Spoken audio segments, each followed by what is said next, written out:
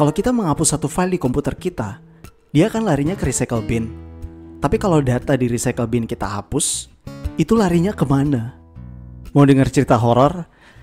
File yang kamu hapus sebetulnya nggak kehapus.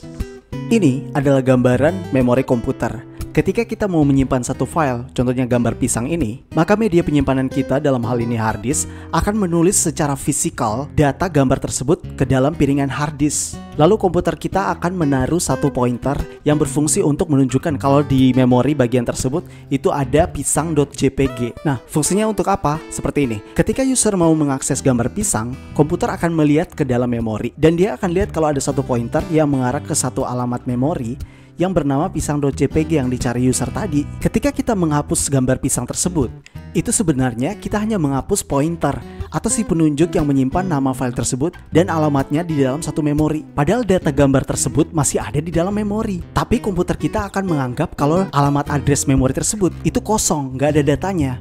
Nah, ketika user mau mengakses gambar pisang, komputer akan melihat ke dalam memori dan dia temukan kalau tidak ada pointer di situ yang mengarah ke data pisang. Maka dia akan bilang kalau tidak ada. Padahal data pisang tersebut masih ada di dalam memori ketika proses penulisan fisikal tadi. Tapi karena komputer menganggap kalau alamat itu kosong, jadi kalau misalnya kita menyimpan gambar baru, misalnya gambar ban, komputer bisa menimpa alamat tersebut. Kadang-kadang karena perbedaan ukuran, bisa jadi masih ada data lama yang tersisa. Nah, inilah kenapa di film-film cyber, kalau misalnya mereka mau menghapus jejak, itu tidak sekedar dihapus, tapi betul-betul dihancurkan secara fisikal supaya data yang ada di dalam hard disk fisikal bisa hilang dan tidak bisa ditemukan oleh Om FBI yang baik hati dan tidak sombong.